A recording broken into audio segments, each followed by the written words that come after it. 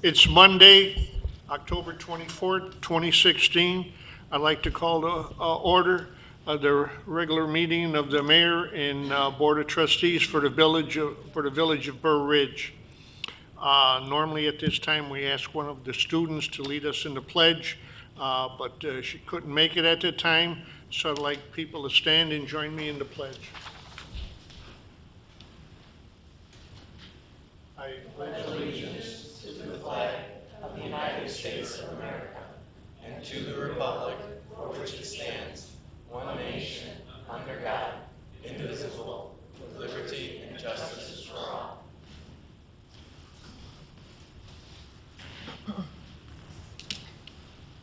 Roll call. Trustee Francis. Trustee Grasso. Here. Trustee Pavesa. Here. Trustee Bolus. Here. Trustee Murphy. Trustee Schiappa. Here. Mayor Strab. Okay. At this time, are there any resident comments? Yes.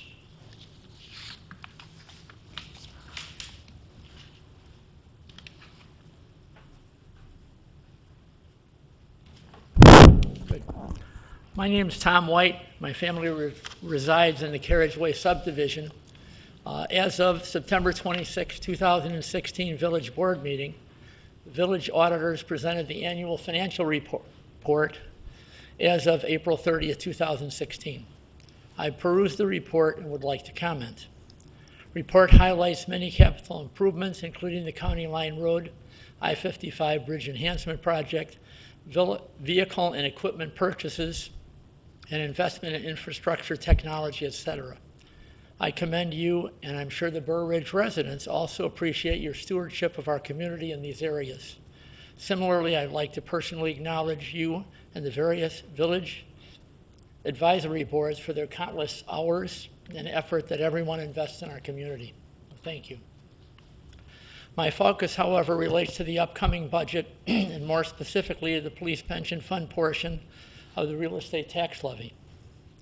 A review of the BKD financial report required supplementary information, page 63 attached, as of April 30th, 2016 is alarming.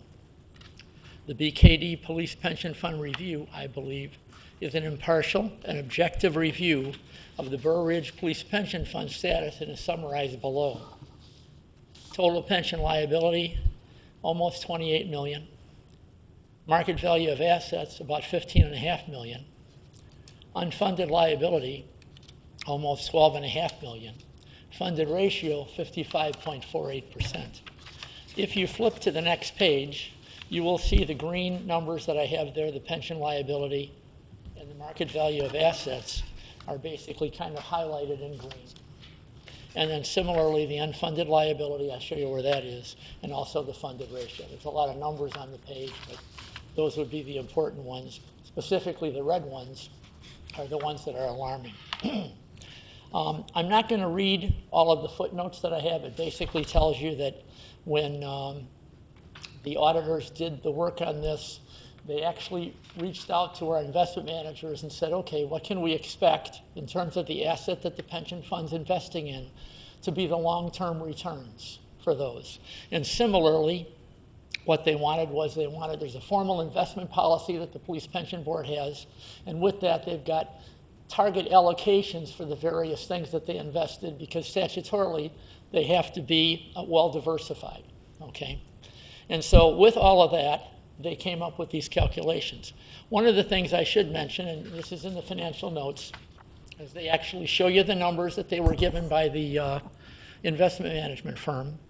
And then they actually, if you will, derive what they consider the discount rate to be. I think everyone understands what a discount rate is. It's like if someone was going to give me $100,000, say I won the lottery. So if it's $100,000 a year for 20 years, that'd be $2 million. Well, they would say to me, instead of that, why don't you take a lump sum of 1.1 million or something like that? And maybe I do that. And that discount rate is what gets applied to make the $200,000 in long-term payments a present value kind of thing, okay? So that's really what's going on there.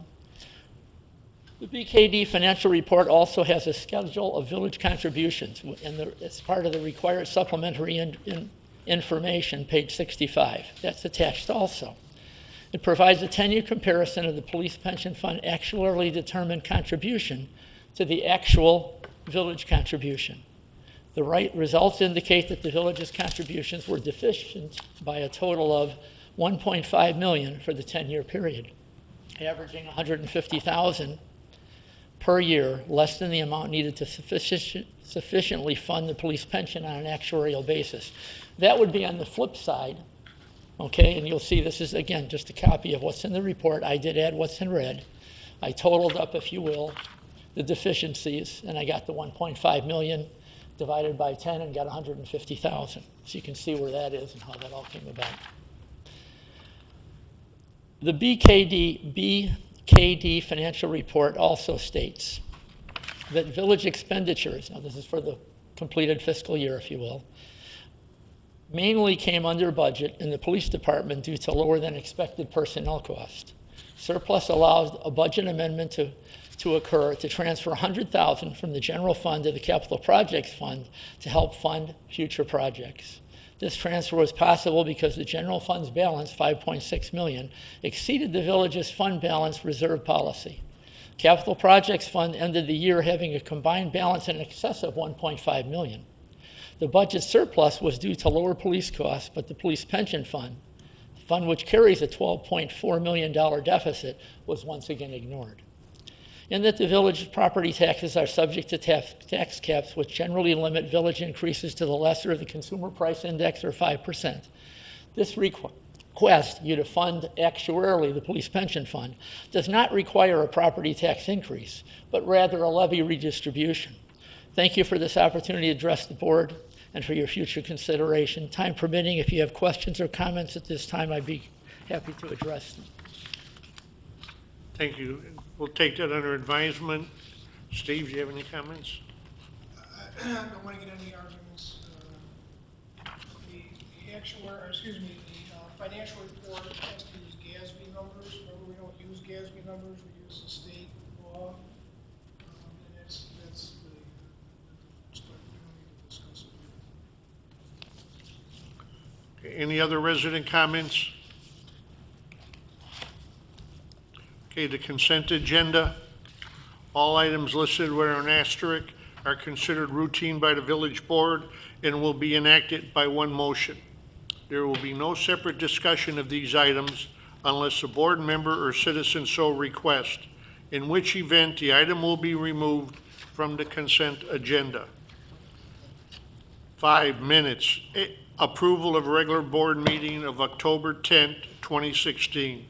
B, receive and file draft plan commission meeting of October 17th, 2016. Ordinances, there are none. Resolutions. A, adoption of resolution accepting subdivision improvements for the Madison Estates subdivision. B, adoption of resolution authorizing local agency amendment between the Illinois Department of Transportation and the Village of Burr Ridge for the utilization of state and federal funds. 8, consideration. Approval of Plan Commission recommendation to approve text amendment to the Burr Ridge zoning ordinance and to the Burr Ridge Village Center Plan Unit Development Ordinance to add golf simulation facility with sales of alcoholic and non-alcoholic beverages and prepackaged foods and snacks to the list of special uses in the B2 district and in the Burr Ridge Village Center Planned Unit Development, and a special use to permit said business in the Burr Ridge Village Center. Z11, 2016, 440 Village Center Drive, Portillo and Strogery. C, approval of recommendation to award contract for Shady Lane Culvert brick repairs. D, approval of recommendation to authorize FMLA leave of absence for general utility worker George Maka. E, approval of vendor list in the amount of $655,000 $813.15 for all funds, plus $246,716.17 for payroll, for a grand total of $902,579.32, which includes special expenditures of $41,989.09 to Desiderio Landscaping for parkway tree removals and stump grinding, and $148,075.70, of which $98,075.70 comes out of the capital improvement funds and $50,000 out of the pathway fund to the Illinois Treasurer for the Madison Street LAPP closeout. At this time, I'd like to, yes, Consideration B on the golf simulation facility. yeah, It says alcohol, where is it now? Alcoholic and non-alcoholic, was that clarified, because there was gonna be no hard liquor? Yeah, it's in the summary, yes. Again, this is just approving the Plan Commission's recommendation. There's an ordinance that'll follow at the next meeting. It'll include that. Okay, thank you. okay, at this time, I'd like to have approval of the consent agenda of 5A, B, 7A, B, 8, B, C, D, E. So moved. Second. Roll call. Trustee Grasso. Yes? Trustee Pavesa. Yes. Trustee Bolus. Yes. Trustee Skiappa. Yes. 4-0, motion passes on the consent agenda. 8, under considerations, presentation on November 8 referendum for maintenance of streets and other infrastructure improvements within the village of Burr Ridge. Whoops. Thank you, Al. We had a meeting on last Wednesday to present some information regarding the upcoming November 8th referendum. In speaking to Trustee Bolus and Trustee Francis, who were at that meeting, they suggested that we do that presentation again tonight since we have some time, which I will do. And as we've said from the very beginning, and as we know, the village is very proud of the way it's handled its maintenance of the streets over the years. The village really has what we call a pay-as-you-go type method of financing. We use existing dollars. We don't bond for maintenance of our infrastructure, and that really has served, I think, the village very well. And as you know, we have very little debt in the community. We over the years, the feeling is, to maintain that and keep it that way. We do not special assess residents for street maintenance. That is something that's different than in a lot of other communities, including Hinsdale, where they'll let the streets go for 20-plus years, and then they will special assess residents for their individual streets. We don't do that. Now, of course, we do that for new construction, or if you had, a roadway that didn't have curb and gutter, or if a community in an area wanted to have curb and gutter, we would assess them for that, but not for normal street maintenance. And of course, over the years, we've always utilized a professionally based method for determining street maintenance. Every 2 years, we do a roadway evaluation. We review all of the streets, street by street. Obviously, why? Because it's one of the most valuable and visible assets that the village owns. This is an example that I'm showing up on the screen now of a pavement condition rating form that we use, as I mentioned, on every road in the village. And every 2 years, every street is evaluated based on all of these criteria that you can see here: raveling, bleeding, patching, potholes, crack sealing deficiency, rutting, settlement, on and on and on. And we determine based on that whether or not the roads are good, fair, or poor condition. So altogether, 13 ratings that are weighted to give us an overall pavement condition. So our philosophy has always been right treatment on the right road at the right time. And I think it's very important to understand that if you resurface or repair or maintain a road while it is still at least in fair condition, you won't be spending as much money on its repair. But as soon as you let it go beyond a certain point, you could spend $5, $6, up to $10 as opposed to $1 for the, not only now we're not talking about preservation or maintenance, now we're talking about rehabilitation and reconstruction. And so we think it's very, very important that we maintain our roads, keep them in good condition. Now, the village has over 63 miles of roads. Currently, 42% are rated as good, 55% fair, 2.2% rated as poor. We have none rated as very poor or failed. And I think it's important to realize that 70.8% of our roads were resurfaced in the last 10 years. So I think that's it's an achievement that we've been able to maintain, even though we've not been able to spend as much money as we'd like, and I'll talk about that in a second.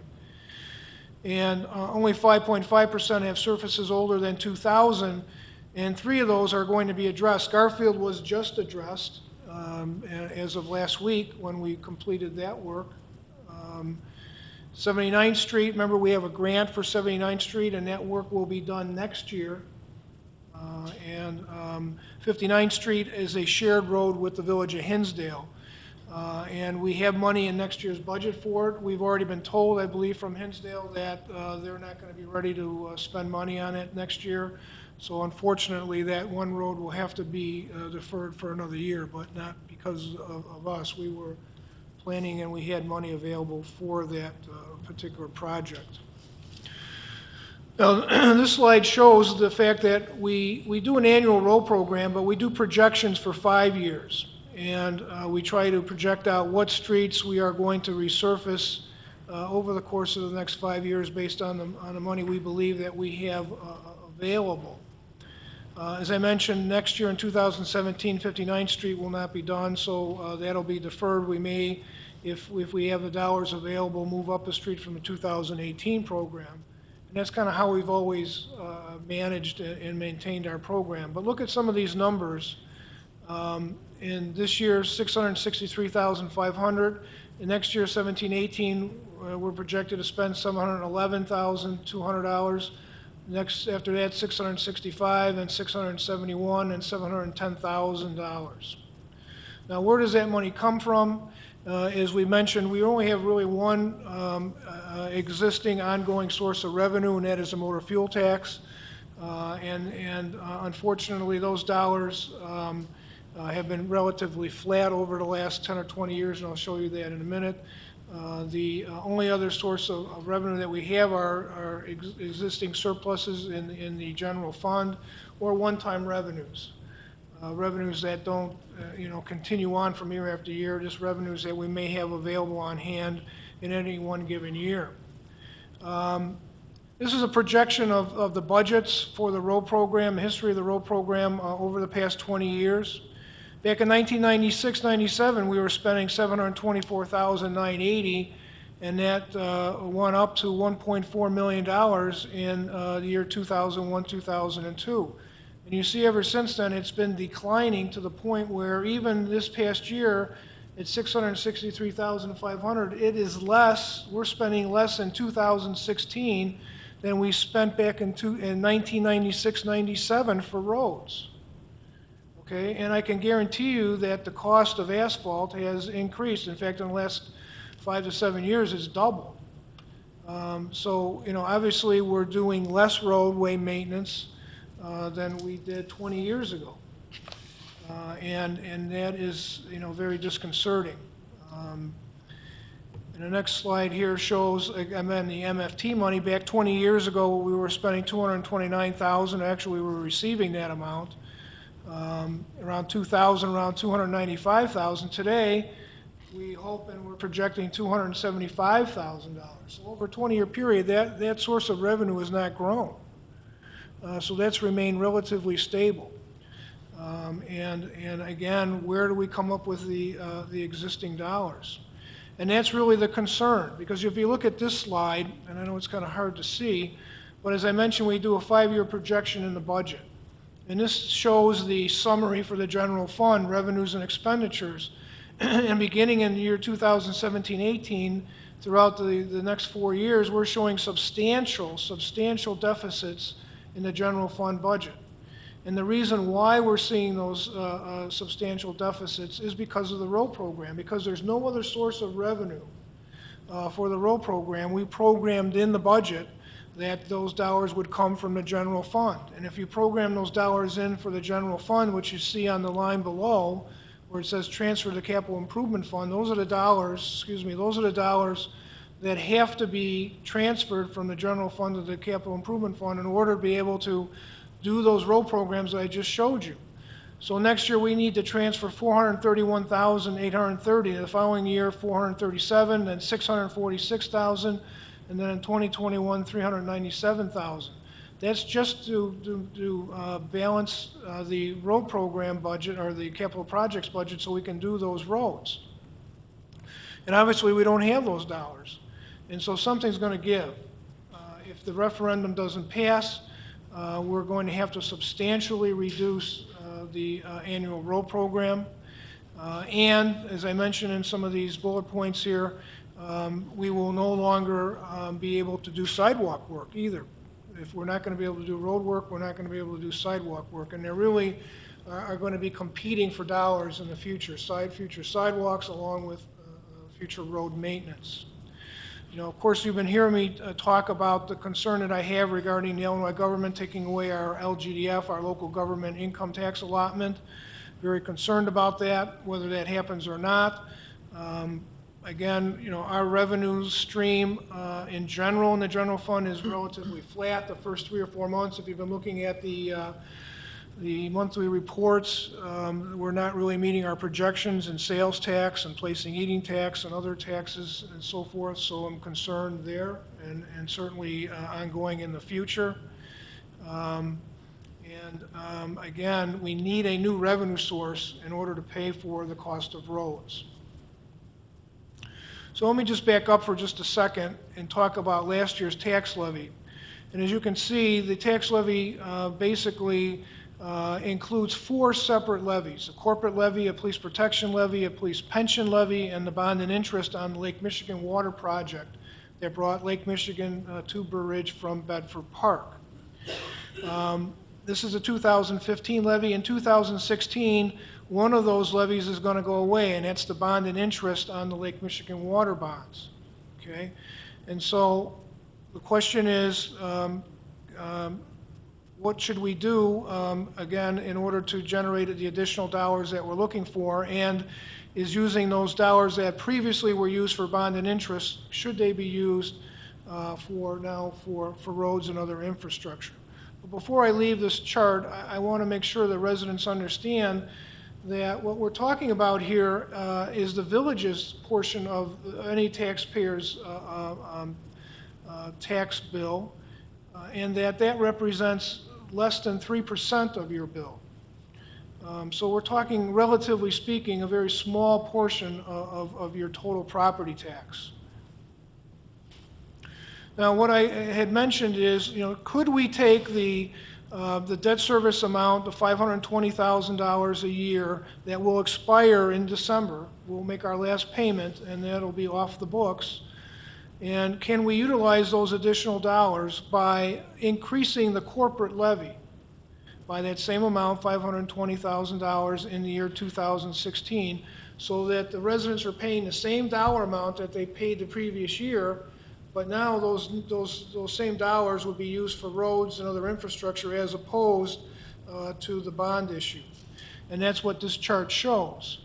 And as you will see next meeting, the first thing we always do when we create the tax levy is to see what our pension obligation is. And the last few years, we've had to take money out of the corporate and the police protection levy just to balance that number and to add more to the police pension. And we'll have to do that again next year. But what we would see is a normal reduction in corporate and police protection in order to do that. But obviously, the increase in the corporate levy under this scenario, because of that $520,000 being added to the corporate levy. So this would, if we did this, and we only can do this by referendum, and that's why we have a referendum on the ballot, this would provide us with this continuing source of revenue. Now, a question always comes up, well, is the village board forced to use it only for infrastructure, only for roads and other infrastructure? And my answer to you is no. Under this scenario, we would not. But being here quite a while in this organization, I know how village boards feel and how strongly they feel about the need to maintain our roads. And I feel very strongly that going forward, that future village boards are going to honor that tradition. And I don't foresee that that is going to change. However, certain situations in the future that we really can't predict today may dictate that a future village board may, in any one given year, be forced with a choice. Either we do roads, as we've always done them, or maybe we have to lay off 1 or 2 police officers. And if they're in that type of a situation, which I hope we're not in, but in case that we ever were in that type of a situation in the future, I would hope that the residents would think that they should allow their village board, their elected officials, to have to make that hard choice. And I think if that were to be the case, I think it would be a short-term type situation, and I think the residents would want to have the village board to have that type of flexibility. Again, knowing that the village board would, all things being considered, honor the idea that these dollars should be used for roads. So what I'm showing you now is the actual referendum on the ballot. Shall the limiting rate under the property tax extension limitation law for the village of Burr Ridge and Cook and DuPage counties be increased by an additional amount? Well, people will read that when they go into the ballot box on November 8th, and they'll see that word increase, and they'll go, wait a minute, you just told me that it was a transfer, that we're not going to pay any additional dollars. Well, unfortunately, the state law says we have to write it that way, because that actual corporate levy is being increased. How is it being increased? By the transfer of those dollars. But we can't say that in the body of the question. Unfortunately, we're restricted. So that everybody understands that that's what we're talking about, is basically a transfer of existing dollars from the bond and interest levy to the corporate levy. But yet, the actual referendum question will show that it is an increase. So basically, in a nutshell, that's kind of where we're at.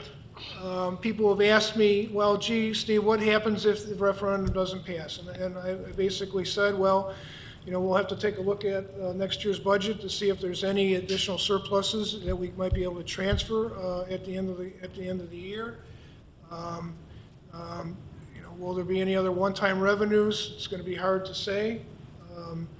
Next year we have the 79th Street project, so first and foremost we have to put up our portion of the dollars for that grant, otherwise we'll lose that grant. And so that comes first. So I think it's safe to bet, though, that we will have to reduce the road program in the future, next year and in the future. And again, it doesn't say anything about the sidewalks, and there's a whole list of sidewalks that the Sidewalk and Pathway Commission would like to do, that we'd like to see done.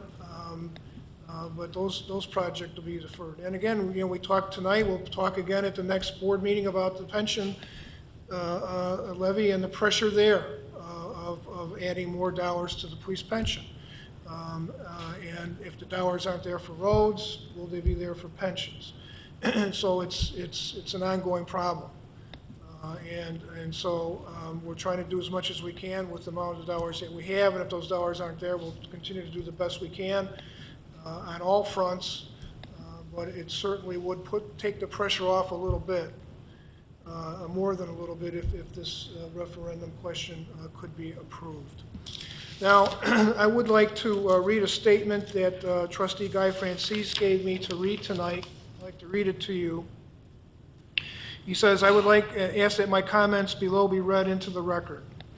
And trustee Francis says, the upcoming November 8th referendum for future maintenance of streets and other infrastructure is of great importance to the residents of Burr Ridge. We are blessed in this village with some of the highest quality streets and pathways in the area. This board and previous boards have worked diligently to ensure that the quality of our streets and pathways is maintained to the high level we have come to expect. The streets in our village provide the lifeline for our residents, businesses, and visitors to allow safe access of our homes, places of work, and our great shops and restaurants. Pathways provide an important network to link our more than 60 subdivisions while providing a great sense of community. As it has been stated previously, if this referendum is passed, there will be no additional cost to the residents. Your board is proactively looking to the future by supporting this referendum. I support the passage of this referendum and urge our residents to support it as well by voting yes on November 8th. If passed, I will also lend my full support for restricting these funds to the maintenance of roads, pathways, and other infrastructure as well. Again, this is from trustee Guy Francis. Any questions or comments from residents?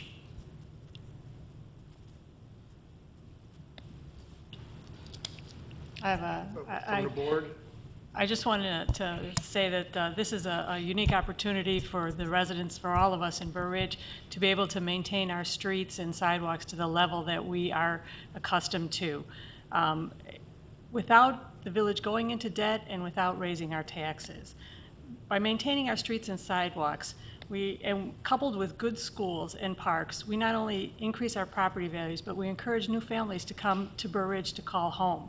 And as you know, a community thrives when you have new families and young children. So I hope you all join me in voting yes on November 8th for this referendum. Anybody else, comments? One comment I will make is that, again, this referendum shows the forward thinking of the board. As I have said in the past, the village of Burr Ridge itself, not your total tax bill, but the tax that the village charges is amongst the lowest in the area. Our water bills are amongst the lowest in the area. The village, as board and trustee, has done a tremendous job in running the village well within its means. But the one thing that the board encompassed and saw coming up is, in the past, one of our main sources of revenue was impact fees by contractors and builders. As the village is being built out, those impact fees are being reduced. So that means there is less money coming into the board to run the village. Also, the village is over 60 years old. And as you know, as things get older, they require more maintenance. So the board could see that our infrastructure is going to be requiring more maintenance. And the more we talked about it, the more we projected it, the more we discussed it, it was plain that everybody had the same notion. We will be, in order to maintain our infrastructure the way it is now, is going to require more money. And that's why the board was unanimous in putting this out as a referendum and have the residents make the decision. And we, as a board, we hope it will pass, and it's only in, I feel, and so does the board, since it was unanimous by all of us in putting it on the referendum and as a mean of maintaining our infrastructure in the future.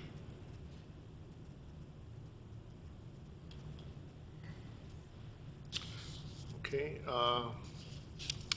see what we have here. Other considerations for announcement, deliberation, and discussion only. No official action will be taken. Is there anything? No? All right, now, again, any resident comments? Yes.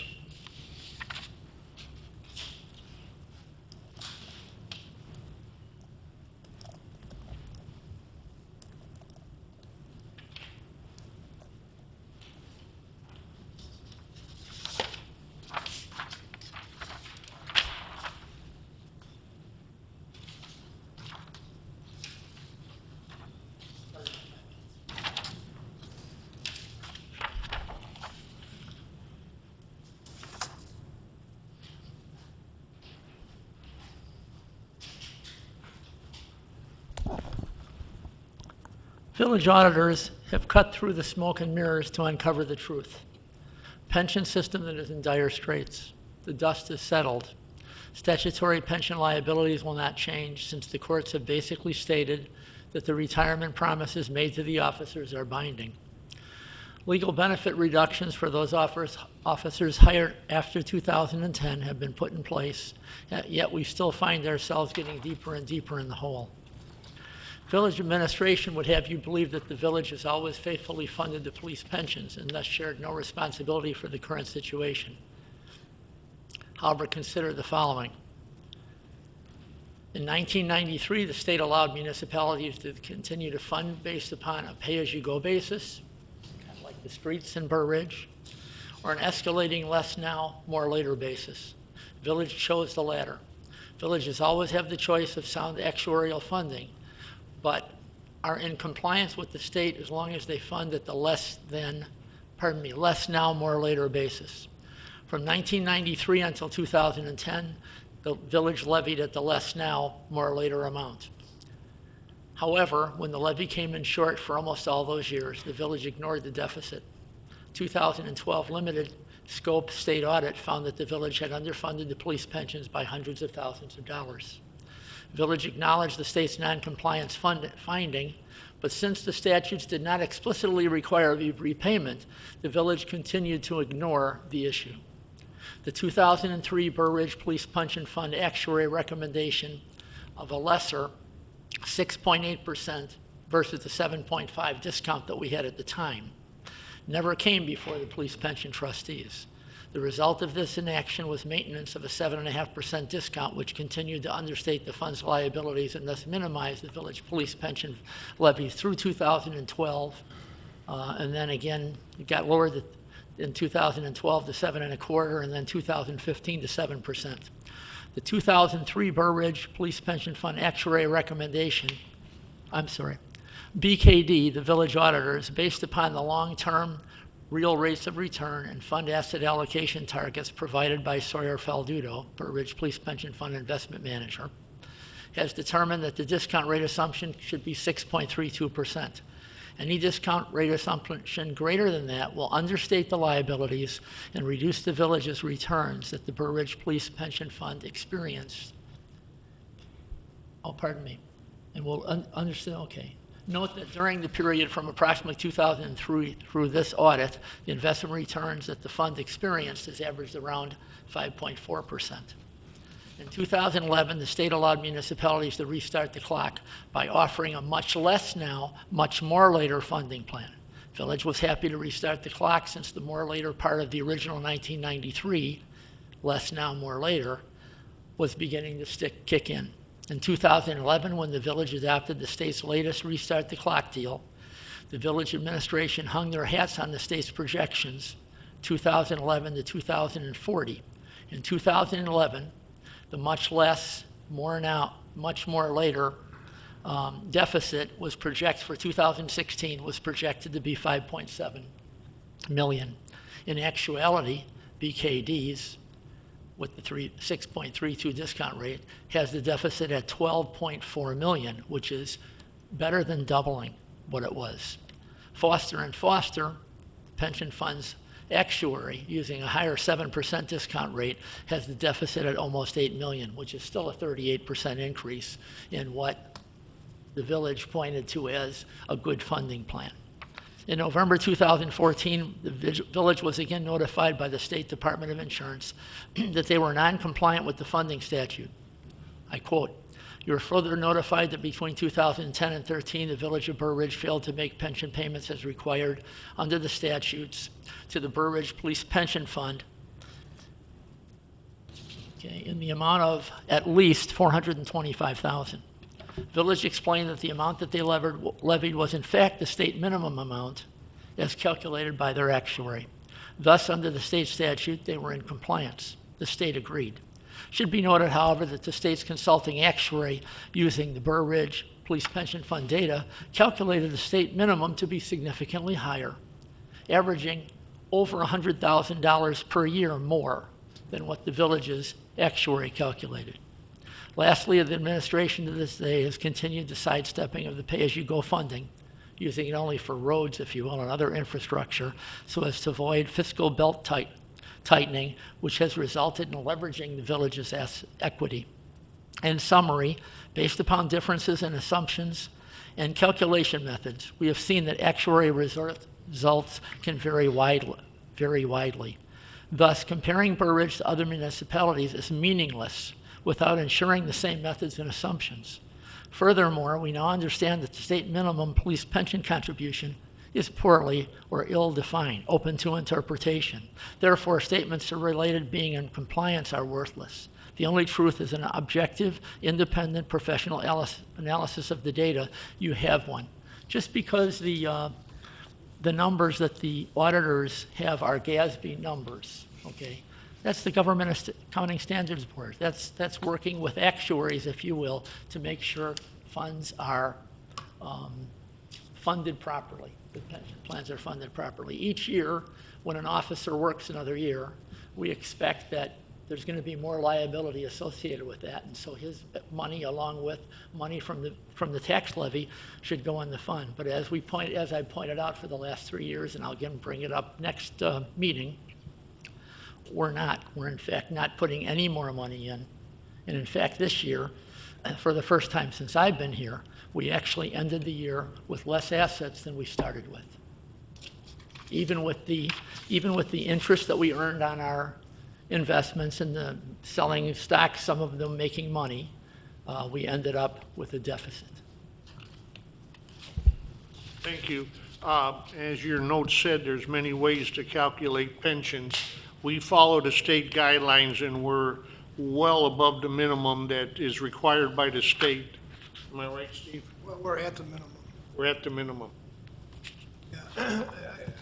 We can sit here for hours arguing these points as we've done in the past, and I don't really want to do that. We've gone over, the state non-compliance issue, which was just the fact that needed more information, and once we gave it to them, they said, fine, now you're in compliance. It was a very minimal issue. We pay what is required. And the reason why we do that is because we don't have any other money. If we had surpluses, if we had extra dollars, I would be recommending to you that those dollars go in the pension fund. I will say that again, 2 weeks from now. The problem is, where do those dollars come from?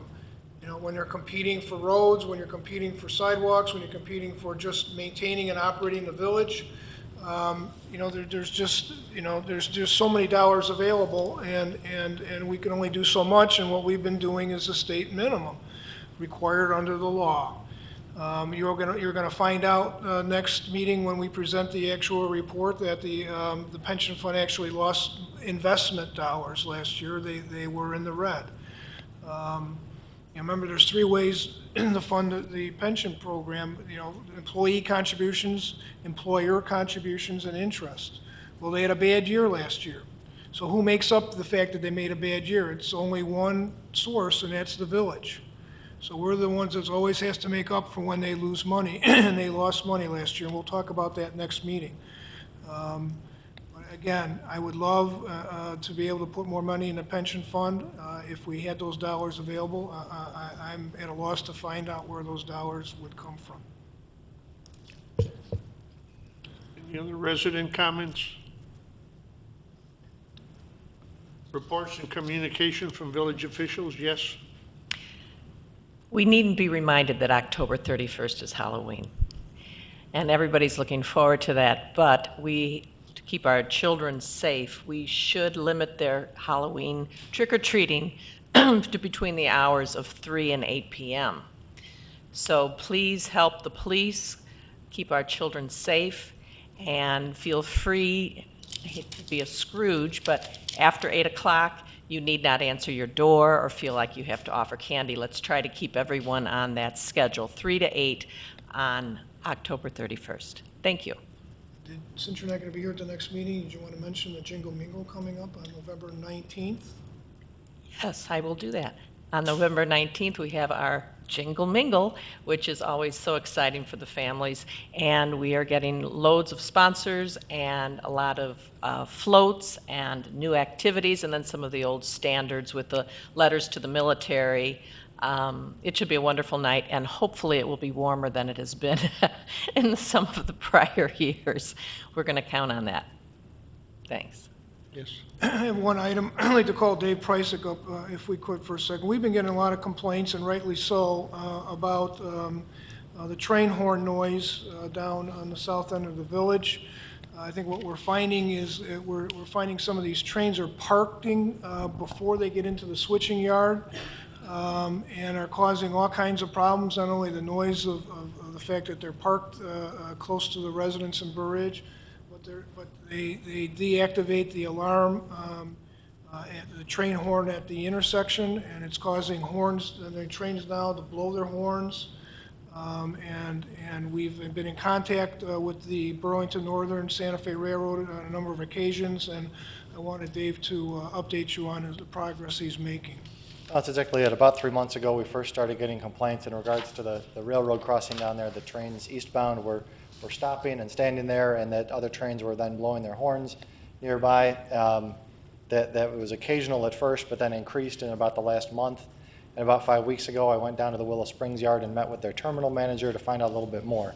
As you know, the normal operation at our railroad crossing since about 2009 has been that the trains see the red X flashes that indicates to them that they not blow their horns at that crossing. That was something we all agreed to way back when.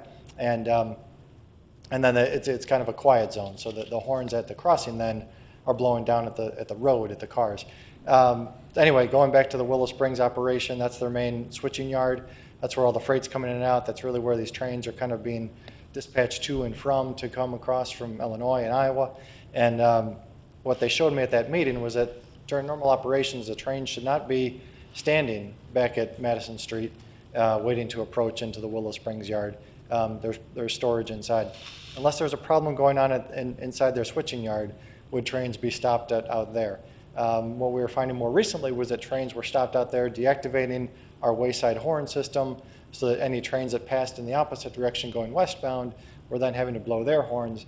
That's what people were hearing more. Again, we're going to follow up with BNSF. What we have been told is that where the train crews originate from in Galesburg, Illinois, and then out at Fort Madison, Iowa, where they're starting from and passing through Burr Ridge, they're being advised and briefed, and signs are posted that at this milepost in Burr Ridge on this Chillicothe line, it's called. It's an automated horn system. Be sure you don't blow your horns. There are exceptions to that if there's some sort of emergencies, crews working, an animal, a person, something nearby the crossing, that safety is their first priority, and they're going to blow the train horn. But it's still a normal operation that they shouldn't be blowing. So we're following up with the BN, and again, if residents hear these things happening, they should be at least noting down the time. A pretty precise time would help, and let us know what's going on, and we can report that back. So we would like residents who see that to contact us via email, Dave Prysick, dprysick@burr-ridge.gov, and let us know these things are happening, and you know the time that it is happening, so we can follow up with the Burlington Northern. So we are working on it. We've heard the complaints and we understand them. We're not happy about it. They shouldn't be doing this, and we're trying to correct the problem.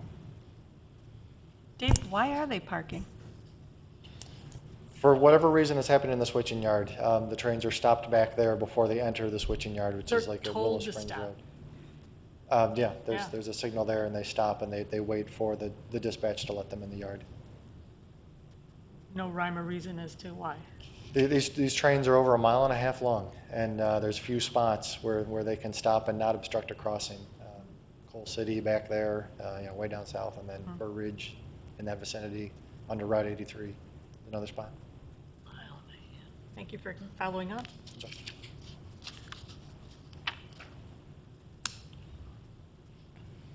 Any other announcements?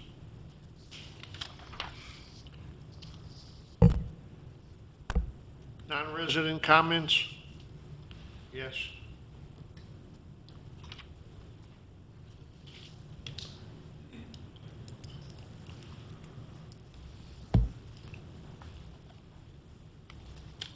Good evening. My name is Dolores Cizek, former trustee and former resident. I'll start with a little levity. Kershaw isn't the best pitcher on the planet, after all. I would like to respond to the statements in the village referendum promo. The village says that one-time sources such as annexation fees, developer donations, impact fees, surpluses in the general fund have dried up. That's not so. Without doing any research, I can come up with 5 new developments. Anthem Memory Care on 75th Street, 5 lots at 7950 Buck Trail Court, McNaughton, 52 lots on Bridewell Drive, Weekly, retirement facility on 91st Street, east of Route 83, Estancia Event Center. Number 2, in each of the last 5 years, and I have it right here, this is the budget summary report. I have 5 years. In each of those 5 years, the village has shown a substantial deficit. When you spend more than you take in, I think that's called a deficit. In 3 of the 5 years, the deficit was over $500,000. In the last fiscal year, the deficit was $750,000. I already gave you the source. Now, the same source, over the past 5 years, the village has spent more than $1,220,000 on information technology. You really have to examine if a small town of 11,500 people, if that is essential spending on information technology. The village says this is not a tax increase. That is not really true. If there was no referendum, or if the referendum failed, DuPage residents would see their taxes fall by approximately $100 on a house with an EAV of $600,000, and in Cook County that drop would be $130. So this really does amount to a tax increase. Number 5, the 1996 bond was for a specific project, Lake Michigan water, and it had a definite end date. This is not for a specific project, and this is no end date. And in fact, in the information that Kleinthorpe Jenkins prepared for your February board meeting, Mar was quoted as saying that this was a permanent funding source. This is a permanent tax increase. Whether you want to acknowledge it as an increase or not, that's what it is. In my judgment, the village is pulling the wool over the residents' eyes. The board needs to look at how it spends. In addition to information technology, I'd like to cite some of the other excesses. 2008 downtown entryway project for which the village made a 10-year installment loan of $375,000. Was that essential? $23,000. You can pass this around, Tony. $23,000 to replace aggregate walk around the village hall. This took place while I was on the board, and I voted no. Over $7,400 for the village hall sign. Do you folks ride around the different suburbs? Do you think LaGrange spent $75.50? I wasn't at the last board meeting, so give me a few minutes more. Or Western Springs or Hinsdale? No, I don't think so. $750 for that brand that's at the front of the boardroom. Was that essential? I'm sure there is much more non-essential spending in the 11 years that I've been off the board. In answer to question 4, how will the village pay for street maintenance and other infrastructure needs? I'd like to quote from the former Public Works Director, Paul May. This is a statement that he made at the April 12, 2010 board meeting on page 9480 of the minutes. The 91st Street resurfacing is being funded by a grant of $123,000, with a total projected cost of $176,000, resulting in a cost to the village of $53,000. The village will also receive a contribution of approximately $320,000 from the Motor Fuel Tax Fund. Mr. May explained that in 2010, an estimated $1 million of road work will be performed for an actual cost of only $200,000, which will result in an even lower cost due to favorable bid results. You're at 7 minutes, Dolores. I'm almost done. I don't think the residents should let the village pull their chain, and in my judgment, this referendum deserves a no vote. I almost forgot, at the village board meeting of February 22, 2016, on page 10636, the motion was made by Trustee Grasso and seconded by Paula Murphy that there would be no additional cost to taxpayers. There is an additional cost, as otherwise the taxes would be reduced. And that is irrefutable. Thank you. You know, I always make it a policy never to argue with Dolores, but, you know, there's things that we have to understand that obviously Dolores has failed to understand or forgotten or whatever the case may be. You know, when we talk about annexation fees, yeah, annexation fees were used for roads. But all the projects that she talked about were already in the village, so the impact fees go to schools and the parks, but they don't come to the village for roads. The only project of all the ones she discussed was the Spectrum development that did absolutely pay for annexation fees, and we're using those dollars to help balance this year's budget.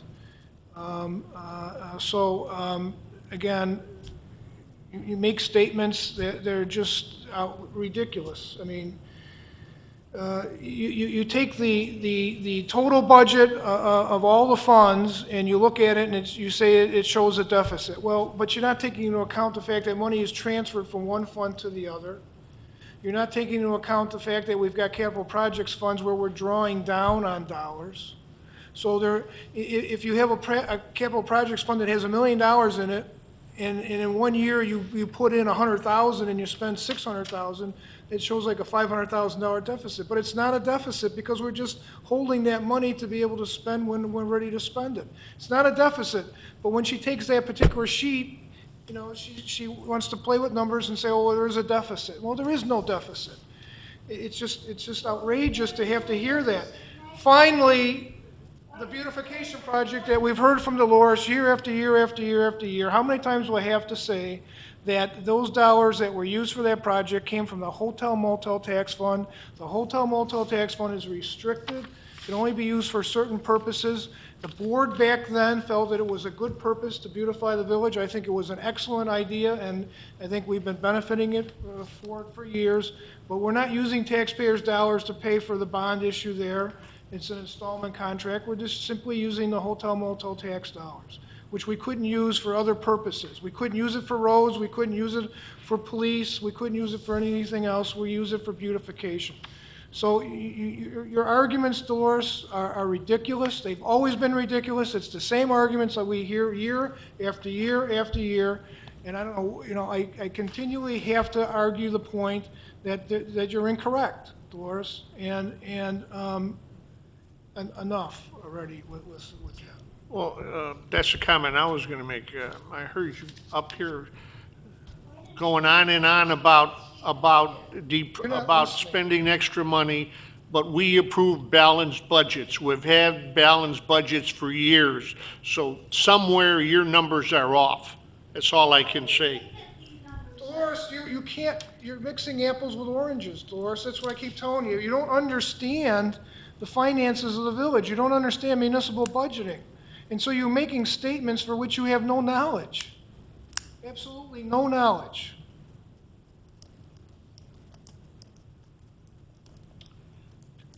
If no other business, I'll make a motion, I'll take a motion for adjournment. So moved. Second. Roll call. Trustee Skiappa. Yes. Trustee Grasso. Yes. Trustee Pavesa. Yes. Trustee Bolus. Yes. 4-0. Meeting adjourned. Thank you.